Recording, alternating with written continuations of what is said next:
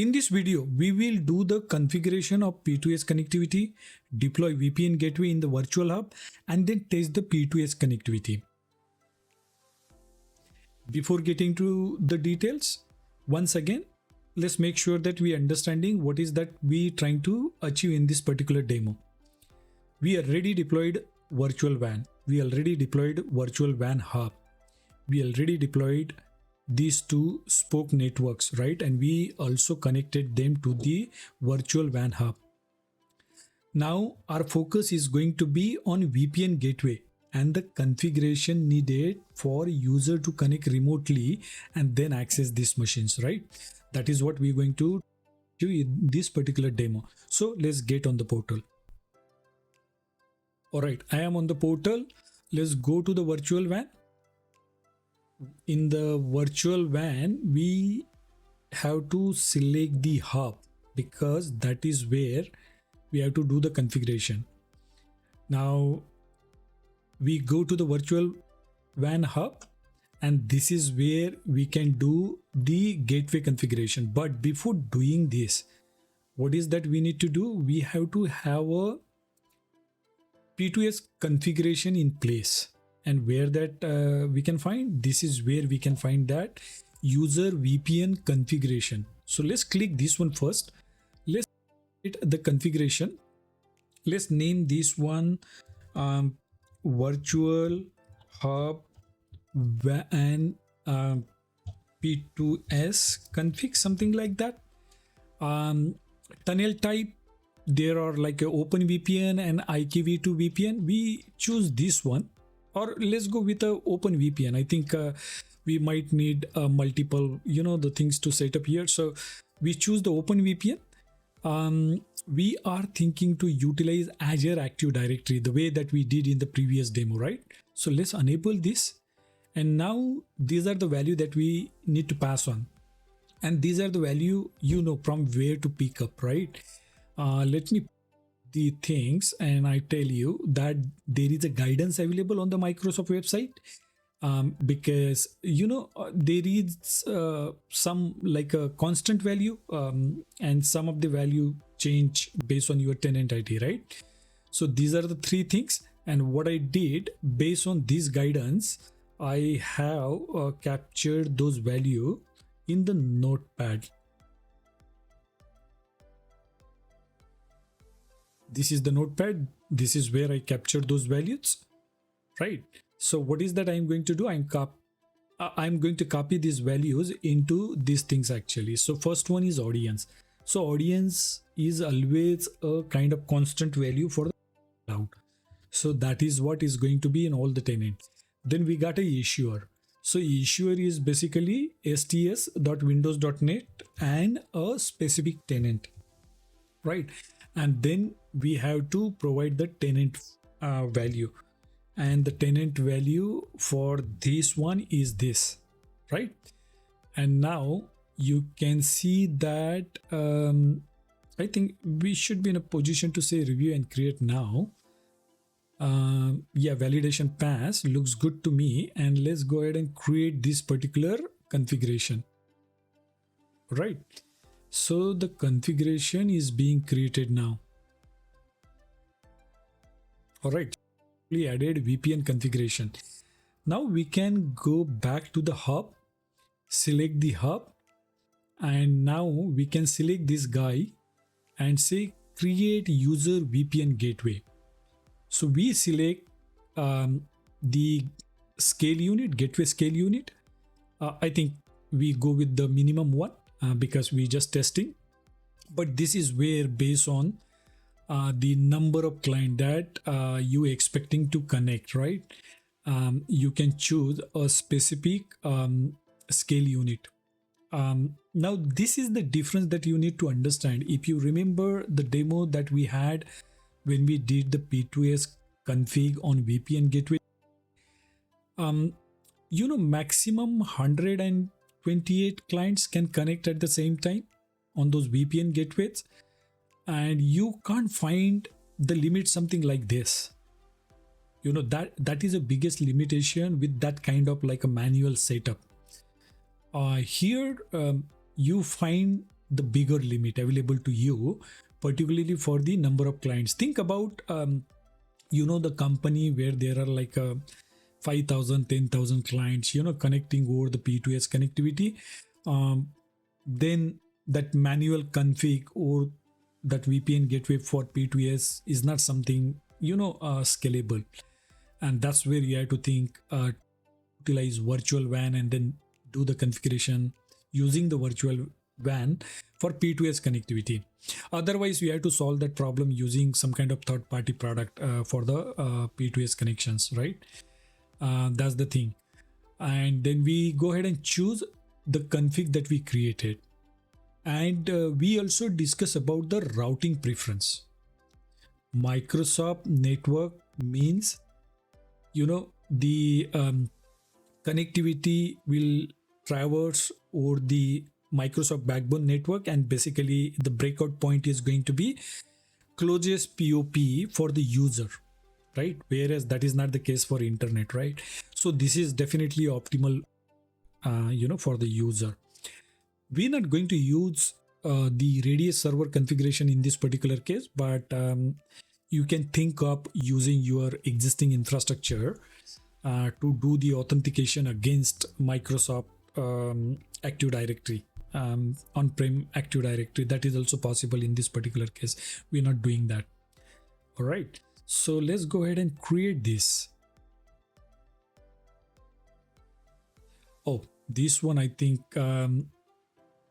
we have to do. That's address pool. Of course, that address pool is something we're going to use in this particular case is this.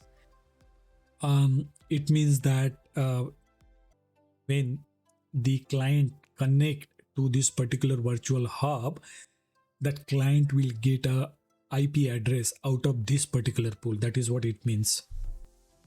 All right. Okay. We did that, and let's see now. Create that VPN gateway. Now the VPN gateway is being created. This is going to take a time, so I'm going to pause the video, and once it is done, we'll resume once again. Yeah, it looks like VPN gateway is deployed. It took almost like a 27 minutes, So it's a long process actually to get that deployed. So let me get back here. Let's ensure that we refreshing the portal once again, just to see the resources. And here, let me get on the connectivity. This is what we did something here, right? So I can see one VPN gateway. Do we see anything here? No, we didn't. So it's a user VPN gateway. So it looks like that our user VPN point to site VPN gateway is up and running. Now what we need to do, we need to download virtual hub user file. We can download from here, or we can download from the other side as well. Like we can come here, user VPN connection, let the configuration pop up here, and it's the same interface, to some extent. You select that and you say download virtual WAN user profile. Select this particular option, generate and download. All right. So it will download Azure VPN profile on your desktop. All right, that's the one. And now I am going to extract this particular one. It's extracting on the other side. So I am just going to extract, and just to make sure that you see, this is what that particular, the profile I downloaded, Azure VPN. Now, what is that we're going to do? We just going to import this particular profile into Azure VPN client. So Azure VPN client is this. And what is that we're going to do? We just going to import this particular profile there. Let's go to the this one, Azure VPN config.